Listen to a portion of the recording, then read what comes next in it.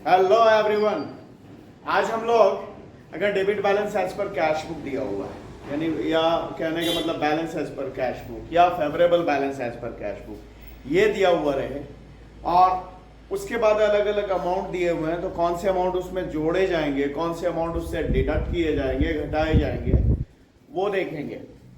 मतलब कि bank reconciliation statement बनाने के क्रम में अगर कैश बुक का बैलेंस दिया हुआ है और अलग अलग अमाउंट्स दिए हुए हैं, तो कौन से अमाउंट उसमें जोड़े जाने हैं कैश बुक के बैलेंस में और कौन से अमाउंट उससे घटाए जाने हैं, उसे हम लोग देखेंगे। और क्यों उसे जोड़ देते हैं और क्यों उसे घटा देते हैं, इसे भी अच्छी तरह से हम लोग समझेंगे कि अगर हम कैश बुक का बैलेंस लेकर बना रहे हैं बैंक रिकंसिलिएशन स्टेटमेंट, तो हमें पासबुक देखना है कि पासबुक में हर एक जो ट्रांजेक्शन हुए हैं उसका क्या असर हो रहा है। मतलब अगर देखना है कि उस ट्रांजेक्शन का पासबुक पर क्या असर पड़ रहा है। अगर वो बढ़ रहा है तो यहाँ कैश बुक को हम बढ़ा देंगे, मतलब जोड़ देंगे उसमें वो अमाउंट। और अगर कोई ट्रांजेक्शन है जिससे पासबुक घट रहा है तो उस अमाउंट को कैश बुक से डिडक्ट कर देंगे, घटा देंगे। कहने का मतलब अगर कैश बुक का बैलेंस लेकर चल रहे हैं हम, तो कैश बुक में ही ऐड और लेस करना है, ठीक है, जोड़ना और घटाना है। पासबुक में हम जोड़ने घटाने नहीं जा रहे हैं। अगर कैश बुक का बैलेंस लेके चल रहे हैं तो कैश बुक में ही जोड़कर घटाकर उसे पासबुक के बराबर हमें करना है, उससे मैच करा देना, उसके बराबर कर देना है, ठीक है। अब हम लोग देखते हैं कि अगर डेबिट बैलेंस है, इस पर कैश बुक दिया हुआ है सवाल, तो कौन कौन सा अमाउंट उसमें जोड़ा जाना और कौन कौन सा अमाउंट उससे घटाया जाना। और जोड़ा जाना तो क्यों जोड़ा जाना है, क्यों जोड़ते हैं, और घटाया जाना तो क्यों घटाएंगे, है ना। तो इसे देखते हैं। सबसे पहले हम लोग एक बात को समझ लेते हैं कि ये प्लस ये माइनस, कैश बुक प्लस कब हो रहा है, जब डेबिट है ना, और माइनस कब हो रहा है, कैश बुक प्लस तब हो रहा है जब वो डेबिट है और माइनस तब हो रहा है जब वो क्रेडिट। और पासबुक में इसका उल्टा होता है, जब वो प्लस होता है तो क्रेडिट होता है, जब माइनस होता है तो वो डेबिट होता है, ठीक है। अब अभी सबसे पहले हम लोग देखते हैं कौन कौन से आइटम, कौन कौन से अमाउंट जोड़े जाते हैं कैश बुक के बैलेंस में बैंक रिकंसिलिएशन स्टेटमेंट बनाने के लिए, और इसके बाद देखेंगे कौन कौन से अमाउंट घटाए जाते हैं। तो पहला है cheque issued but not presented for payment. Cheque हमने इश्यू किया, चेक काटा, किसी को पार्टी को दिया, लेकिन वो अभी पेमेंट के लिए नहीं गया, तो इसे क्या करेंगे, इसके कैश बुक के बैलेंस में जोड़ देते हैं। क्यों जोड़ देते हैं, बात को समझते हैं। ये कैश बुक जिसे कि कौन लिखता है, बिजनेस लिखती है, मतलब कि, और ये पासबुक जिसे कि बैंक लिखती है, जिसमें कि बैंक एंट्री करती है। सपोज यहाँ पे बैलेंस है, सपोज यहाँ 10,000 का बैलेंस है, तो सेम बैलेंस ही होगा कैश बुक का पासबुक का। अब इसके बाद में चेक इश्यू किया हमने पार्टी को, तो जैसे ही चेक इश्यू किया हमने पार्टी को, काटा, तो क्या करेंगे, सपोज 2,000 रुपए का चेक काटा, तो क्या करेंगे यहाँ पे हम वो भाई 2,000 घटा देंगे, क्योंकि हमने वो पार्टी को दे दिया है। तो हम अपना बैलेंस दिखाएंगे कैश बुक में 8,000, 10 में 2 घट गया। पर वो जो पार्टी जिसे हमने चेक दिया वो पेमेंट के लिए नहीं गया तो क्या होगा, पासबुक से तो घटेगा नहीं है। जब तक वहां से वो पैसा लेगा नहीं, वहां से क्यों घटेगा, कैसे घट जाएगा, तो यहाँ तो वही का वही रह गया। तो क्या करेंगे हम, अभी हम लोगों ने डिस्कस किया था कि अगर कैश बुक का बैलेंस लेके बना रहे हैं तो पासबुक में देखना क्या असर पड़ रहा है, वहां बढ़ रहा है या घट रहा है। अगर वहां बढ़ रहा है तो कैश बुक को बढ़ा देना है, और अगर पासबुक घट रहा है तो कैश बुक को घटा देना। मतलब जो भी ऐड लेस करना है कैश बुक में करना है, करके इसे पासबुक के बराबर करना है। तो क्या करना पड़ेगा, यहां हमें 2,000 रुपए जोड़ने होंगे, ठीक है, तब जाकर फिर ये बराबर हुआ 10,000 10,000। तो ये देख लिया हम लोग ना, check issued but not presented for payment को क्या करते हैं, कैश बुक के बैलेंस में जोड़ देते हैं। इसके बाद दूसरा देखते हैं, इसी बैलेंस को रखते हैं, ये कैश बुक है, ये पासबुक। इंटरेस्ट क्रेडिटेड और allowed by bank. Interest, bank ने हमें इंटरेस्ट दिया, ब्याज दिया, तो वो क्या करेगी, वो हमारे खाते में चढ़ा देगी, हमारे अकाउंट में चढ़ा देगी वो पैसा। इससे क्या होगा, हमें ब्याज मिला तो वहां पासबुक बढ़ गया, ठीक है ना। तो सपोज बैंक ने ब्याज दिया तो 250 रुपया ब्याज दिया सपोज, तो ये तो यहां बढ़ गया, पर हमें पता चलेगा तब तो क्या करेंगे, तो यहां पे तो 10,250 हो गया और यहां पे वही है, तो क्या करना होगा उसके बराबर करने के लिए, क्योंकि बैंक ब्याज दिया तो वहां पे असर क्या बढ़ा, वहां बैंक का खाता हमारा बढ़ गया तो पासबुक बढ़ जाएगा, पासबुक में बैलेंस बढ़ गया तो यहां बढ़ाने के लिए क्या करना पड़ेगा, 250 हमें ऐड करना होगा, तो तब जाकर ये बराबर हो रहा है। तो इंटरेस्ट अलाउड और क्रेडिटेड बाय बैंक को क्या करते हैं, कैश बुक के बैलेंस में जोड़ देते हैं। उसके बाद देखते हैं हम लोग अगला है customer directly deposited into bank. एक कस्टमर है जो सीधे जाकर हमारे बैंक के अकाउंट में ही जमा करा दिया पैसा, तो क्या होगा, पासबुक बढ़ जाएगा। सपोज उसने 2,000 रुपए जमा करा दिए वहां जाकर, ठीक है, तो वहां तो बढ़ गया, सॉरी 10 2 12,000 वहां बढ़ गया, तो यहां क्या करना होगा, हमें यहां वो अमाउंट जोड़ देना होगा, तो तब जाकर ये बराबर होगा। तो any customer directly deposited into bank, कोई भी कस्टमर हमारा अगर सीधे बैंक अकाउंट में जमा करा दे रहा है तो उसे हम कैश बुक के बैलेंस में जोड़ देंगे, ठीक है ना। अभी अगला देखते हैं इंटरेस्ट और dividend collected by bank. Bank हमारा बहुत सारा बैंक हमें बहुत तरह की सर्विसेज देती है, उसी में है कि बैंक हमारी तरफ से हमारी जो डिफरेंट तरह के जो डिविडेंड है अलग अलग शेयर्स के या इंटरेस्ट हैं, ये सब की वसूली की काम ये भी बैंक कर देती है, अगर हम उसे इसके लिए असाइन करते हैं तो बैंक ने इंटरेस्ट या डिविडेंड वसूला, कहीं का शेयर खरीद रखा था हमने उसका डिविडेंड, या कोई इन्वेस्टमेंट था हमारा उसका इंटरेस्ट, ये सब वसूला उसने, या कोई भी इनकम हमारा उसने वसूला, तो वो वसूल कर जब लाएगा तो कहां लाएगा, वो हमारे बैंक अकाउंट में चढ़ा देगा, मतलब हमारा पासबुक उससे बढ़ जाएगा, हमारा बैंक बढ़ गया। सपोज इंटरेस्ट या डिविडेंड मिलाकर हो गए 600 रुपए मिले, तो इससे क्या हो गया, हमारा पासबुक बढ़ गया, पर कैश बुक तो बढ़ा नहीं, तो क्या करना पड़ेगा, यहाँ पे हमें ये 600 रुपया, अगर 600 रुपया वसूला तो 10,600 रुपया, तो ये 600 रुपया हम जोड़ देंगे। तो any income collected by bank, whether it is interest और डिविडेंड कुछ भी हो, उससे क्या करते हैं, हम कैश बुक के बैलेंस में जोड़ देते हैं। उसके बाद में है चेक सेंट टू बैंक और deposited in bank but not recorded in cash book. Cheque bank भेज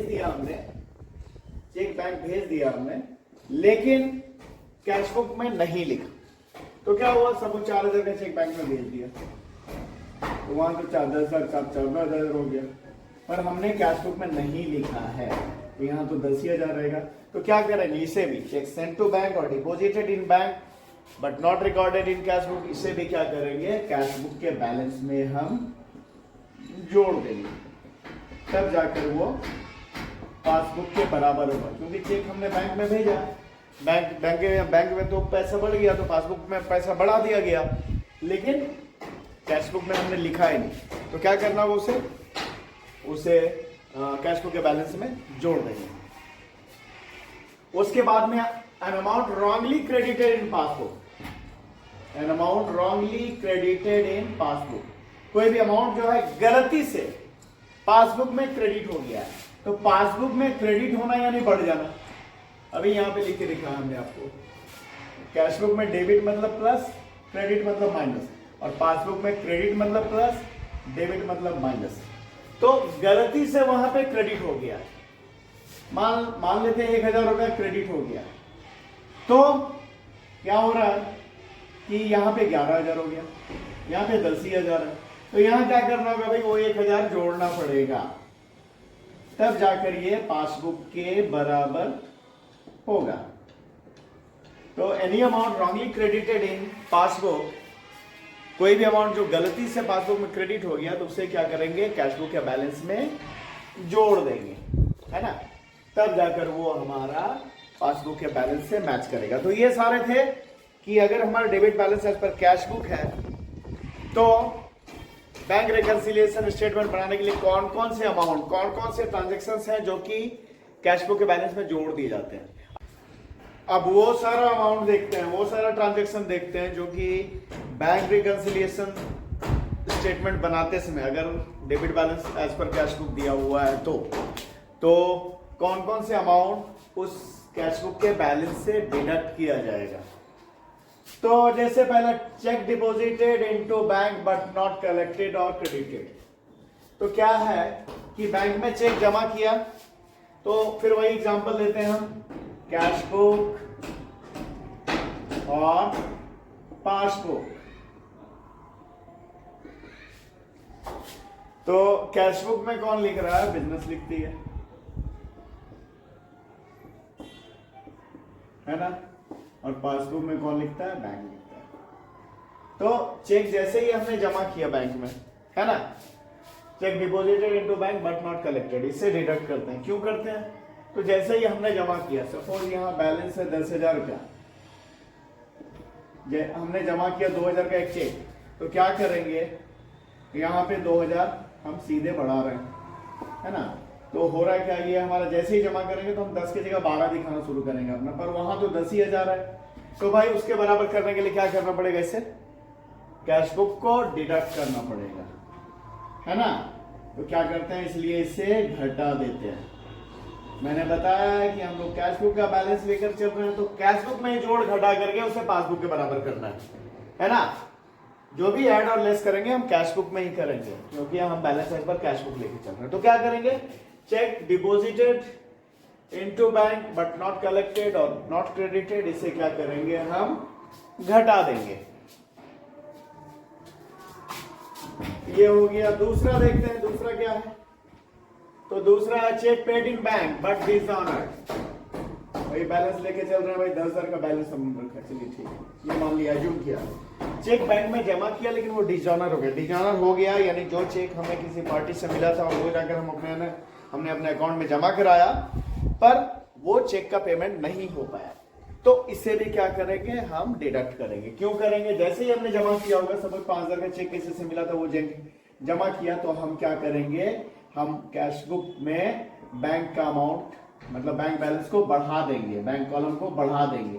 तो 5,000 जमा किया, 10 5 15,000 हमारे हिसाब से हो रहा है, पर वहां पे क्या, वहां तो वही का वही है, 10,000 है, क्योंकि चेक तो वहां इनकैश हुआ ही नहीं, चेक का पेमेंट हो ही नहीं पाया, चेक डिसऑनर हो गया, तो वहां तो वही बैलेंस रहा। तो उसके बराबर करने के लिए क्या करना पड़ेगा, इसे घटा देना पड़ेगा। तो कहने का मतलब cheque paid into bank but dishonoured, उसे क्या करते हैं, हम घटा देते हैं, है ना। उसके बाद में अगला क्या, B R deposited for collection. Bill receive था जो कि हमने कलेक्शन के लिए जमा कराया बैंक में। तो जैसे ही जमा कराया होगा, सपोज 4,000 का था, जैसे ही जमा कराया होगा अपने कैश बुक में हमने 4,000 बढ़ा दिया, 14,000 कर दिया। पर क्या हो रहा है कि वो जब पेमेंट के लिए गया पार्टी के पास में, तो वो डिसऑनर हो गया, है ना। तो डिसऑनर हो गया तो भाई वहां तो बढ़ा नहीं उसके बराबर, तो ये तो बढ़ा नहीं, इसके बराबर करने के लिए क्या करना पड़ेगा, इसे घटाना पड़ेगा, तब जाकर ये दोनों बराबर होगा। ठीक है। फिर तो B R depositor for collection but dishonoured, इसे भी डिडक्ट करते हैं। फिर चौथा है cheque entered in cash book but not sent to bank. Cheque को कैश बुक में चढ़ा लिया, लिख दिया, लेकिन उसे बैंक भेजा ही नहीं। सपोज हमें कहीं से 3,000 का चेक मिला था, वो हमने कैश बुक में चढ़ा लिया अपना, कि आ गया भाई चेक पार्टी से, तो हमारा बैलेंस बढ़ गया, पर वहां बैंक भेजा नहीं, तो वहां कैसे बढ़ जाएगा, तो वहां तो वही का वही रह गया। तो क्या करेंगे, इससे भी यहाँ पे क्या करेंगे, डिडक्ट करेंगे। हमें पासबुक के बराबर कैश बुक को करना है, ठीक है। तो क्या किया, cheque entered in cash book but not sent to bank, इससे भी हम डिडक्ट कर देंगे, ठीक है। उसके बाद में cheque issued but not entered in cash book. Cheque issue कर दिया पार्टी को, काट दिया, दे दिया, पेमेंट कर दिया, लेकिन कैश बुक में नहीं लिखा, चेक दे दिया सपोज पार्टी को, और यहाँ रिकॉर्ड ही नहीं किया, पार्टी जाकर पेमेंट ले लिया वहां, तो वहां सपोज 2,000 का चेक दिया था, वो पार्टी गया जाकर वहां पेमेंट ले लिया। अब क्या हुआ, तो इसे वहां तो बैलेंस हो गया 8,000, हमारा यहाँ पे वही का वही है, क्योंकि हमने उस चेक को जो इशू किया था उसे लिखा ही नहीं है। तो क्या करेंगे यहाँ पे भाई, उससे हमें डिडक्ट करना होगा, तो क्या करेंगे, घटा देंगे, ठीक है। तब जाकर ये बराबर होगा। हर केस में हमें कैश बुक को पासबुक के बैलेंस के बराबर करना है ना। उसके बाद में अगला